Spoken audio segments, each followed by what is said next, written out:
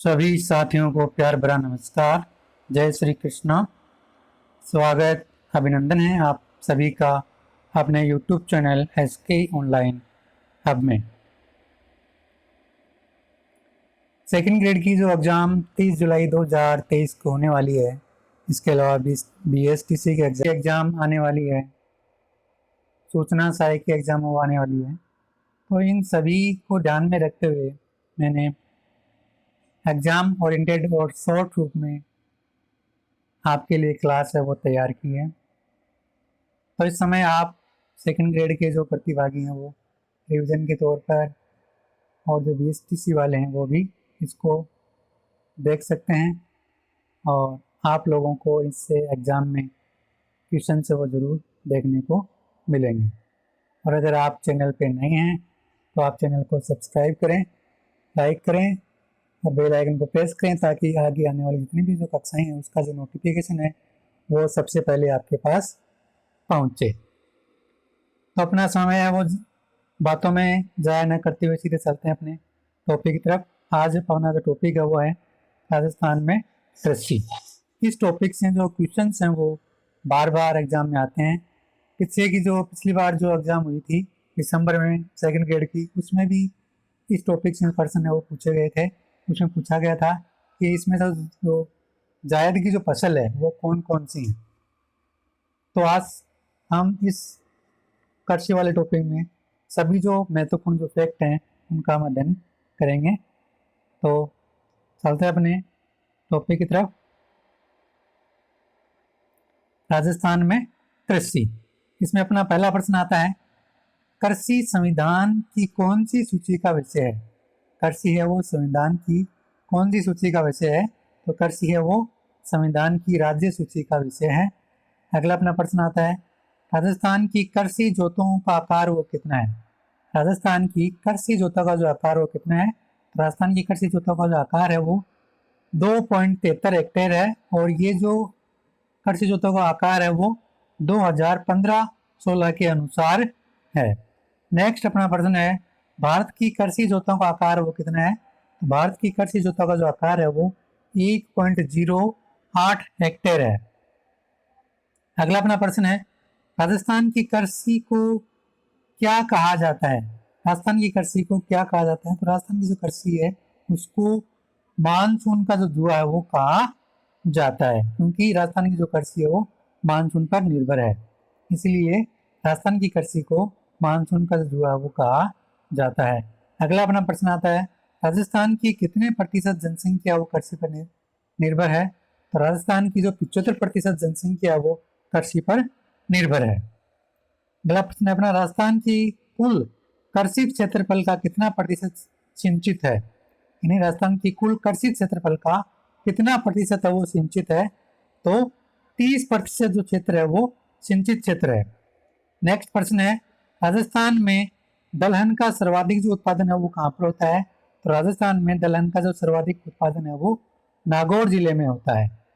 Next question है, राजस्थान में सर्वाधिक क्षेत्रफल वाली फसल है वो कौन सी है। तो राजस्थान में सर्वाधिक क्षेत्रफल वाली जो फसल है वो बाजरा है, यानी राजस्थान में सर्वाधिक क्षेत्रफल में बाजरे का उत्पादन है वो होता है। अगला अपना प्रश्न आता है, खरीफ की फसल में राजस्थान में सर्वाधिक उत्पादन है वो किसका होता है।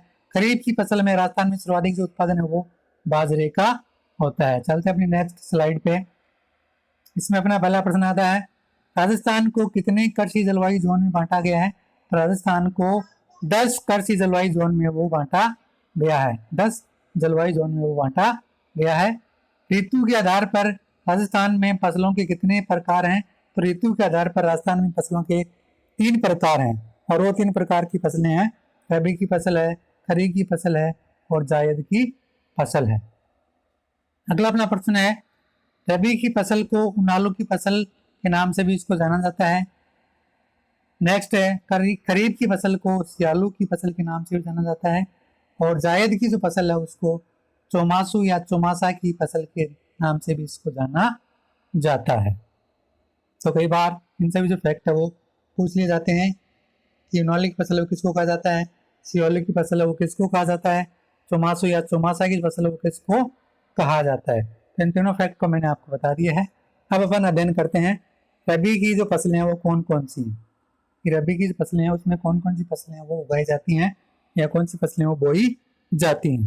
तो उसमें रबी की फसलों में आता है जीरा आता है, अलसी आता है, गेहूँ आता है, चना आता है, अरबी आता है, सूरजमुखी आता है, जौ आता है, अफीम आता है, धनिया आता है, मटर आता है, राई आता है, इसबगोल आता है, सरसों आती है, सौंफ आती है, तारा मीरा आता है, मेथी आदि जो फसलें हैं वो रबी की फसल में इनको बोया जाता है। अब अपन देखेंगे खरीफ की फसलें। खरीफ की फसलों में कौन कौन सी फसलें वो बोई जाती हैं, तो खरीफ की फसलों में आती है चावल है, गंवार है, जवार है, कपास है, अरहर है, गन्ना है, मक्का है, अरंडी है, चंवला है, मूंगफली है, सोयाबीन है, उड़द है, मोठ है, मूंग है आदि खरीफ की फसलों में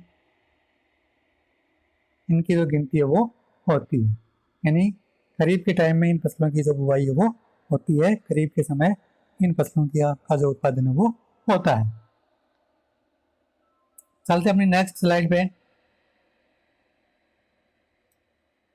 इसमें अपन देखते हैं खरीफ की फसल है उसका हमने देख लिया था।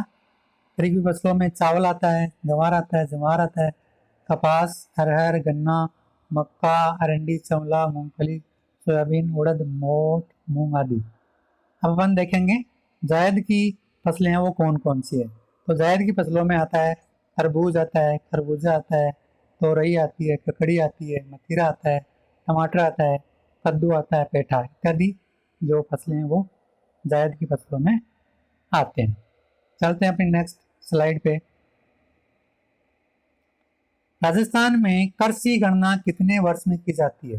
राजस्थान में जो कृषि गणना है वो प्रतिवर्ष 5 वर्ष में कृषि गणना वो की जाती है। नेक्स्ट अपना क्वेश्चन है कृषि गणना किसके द्वारा की जाती है। कृषि जो गणना है वो कृषि एवं सहकारिता विभाग द्वारा कृषि गणना वो की जाती है। अगला प्रश्न है अपना राजस्थान में डांग क्षेत्र में पान की खेती को क्या कहा जाता है। राजस्थान में डांग क्षेत्र में पान की जो कृषि है उसको बजेड़ा कहा जाता है। अगला प्रश्न अपना घोड़ा जीरा के नाम से किसे जाना जाता है। तो घोड़ा जीरा के नाम से हम इसबगोल को जाना जाता है।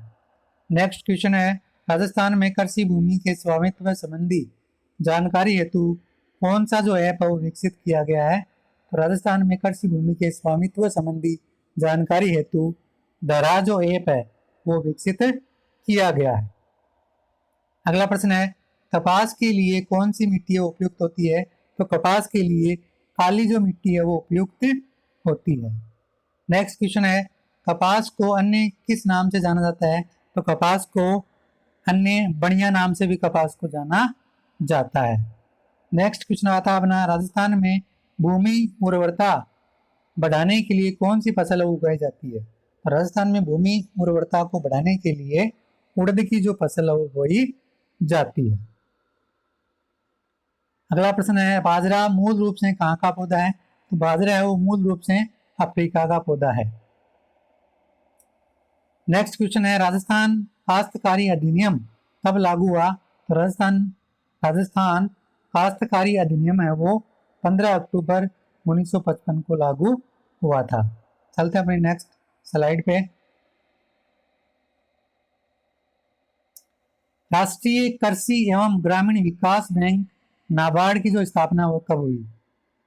राष्ट्रीय कृषि ग्रामीण विकास बैंक जिसको इंग्लिश में नाबार्ड बोलते हैं, इसकी जो स्थापना है वो 12 जुलाई 1982 को हुई थी। इसकी स्थापना का जो क्वेश्चन है वो पहले की जो एग्जाम्स हुई है उनमें पूछा जा चुका है, तो इसको आपको ध्यान में रखना है।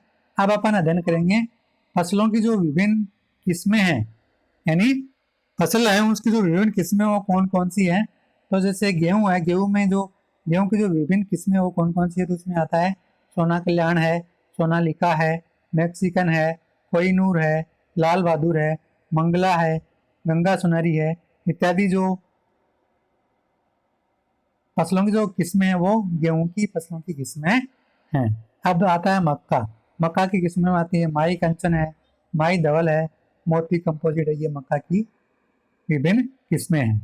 चावल आता है, इसमें चावल में फसलों की किस्मों में बासमती आता है, माई सुगंधा आता है, कावेरी आता है, चंबल आता है और परमल, ये चावल की फसलों की किस्में हैं।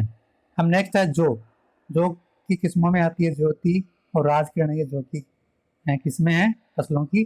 फिर आता है मूंगफली में आता है चंद्रा ये मूंगफली की फसलों की किस्म है। फिर आता है राई और सरसों में आता है पूसा कल्याणी है, वरुणा है, दुर्गामणि है, ये राई और सरसों की फसलों की किस्में हैं। नेक्स्ट है तंबाकू में आता है निकोटिना टूथेकम, निकोटिना रस्टिका, ये तंबाकू की किस्में हैं। नेक्स्ट है कपास में आता है नरमा, अमेरिकन, बीकानेरी, गंगानगरी और अगेती, ये कपास की किस्में हैं। नेक्स्ट है मोट में जड़िया और ज्वाला, ये मोट की किस्में हैं।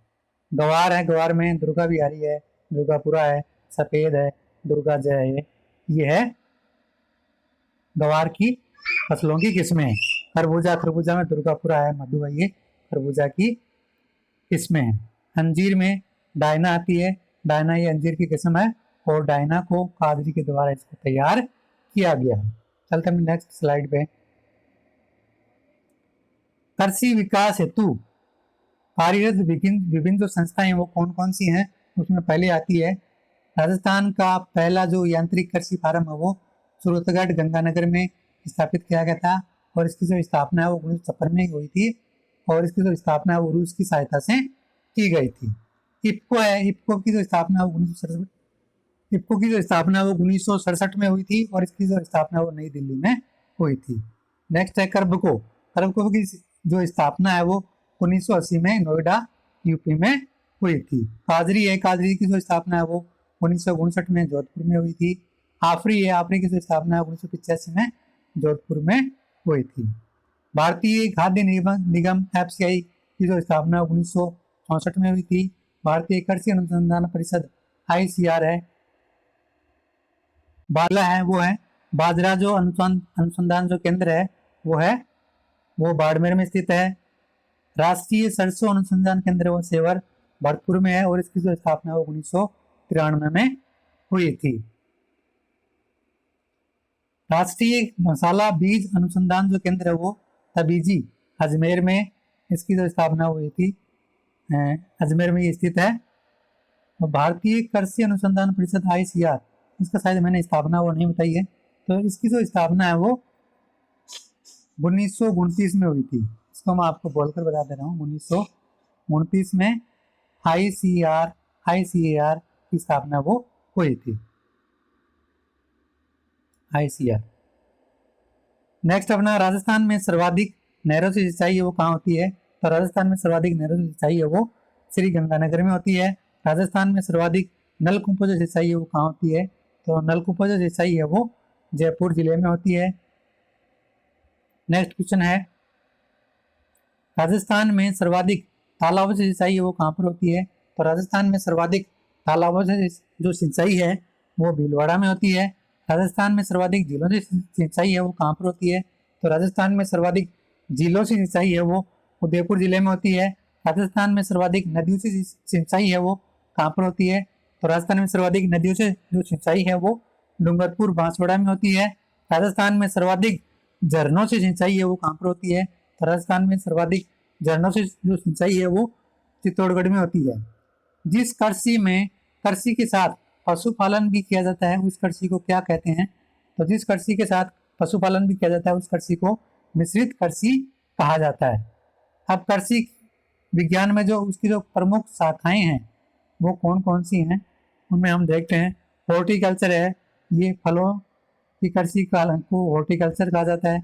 ओलेरिकल्चर है वो सब्जियों की कृषि को कहा जाता है। विटीकल्चर है वो अंगूरों की कृषि को कहा जाता है। सेरिकल्चर है वो रेशम पालन यानी रेशम की जो फसल पैदा की जाती है उसको हम सेरिकल्चर के नाम से जानते हैं। वर्मी जो कल्चर है वो ये वर्मी है, यहाँ पे वर्गी नहीं है, वर्मी जो कल्चर है वो केंचुआ पालन से संबंधित है। एपी कल्चर है वो मधुमक्खी पालन से संबंधित है। फ्लोरी कल्चर है वो फूलों की कृषि से संबंधित है। चलते हैं नेक्स्ट स्लाइड पे, इसमें देखते हैं कौन कौन से क्वेश्चन है। तो इसमें अपन देखते हैं प्रमुख क्रांतियों के जो जनक है वो कौन कौन है, तो हरित क्रांति है, इसका जो जनक वो MS स्वामीनाथन है। नीली क्रांति है, इसका जो जनक है वो अरुण कृष्णन है। श्वेत क्रांति है, इसका जो जनक है वो वर्गीज कुरियन है। गुलाबी क्रांति है, इसका जो जनक है वो दुर्गेश पटेल है। अब अपन देखेंगे कृषि से संबंधित जो क्रांतियां हैं वो कौन कौन सी हैं। श्वेत क्रांति है, दूध से संबंधित है और इसको 1970 में इसको शुरू किया गया था वर्गीज कुरियन के द्वारा। भूरी क्रांति है वो खाद्य प्रसंस्करण से संबंधित है। गोल क्रांति है वो आलू उत्पादन से संबंधित है। लाल क्रांति है वो मांस और टमाटर उत्पादन से संबंधित है। रजत क्रांति है वो अंडा उत्पादन से संबंधित है। गुलाबी क्रांति है वो झींगा मछली के उत्पादन से संबंधित है। सुनहरी क्रांति है वो बागवानी से संबंधित है। नीली क्रांति है वो मछली उत्पादन से संबंधित है।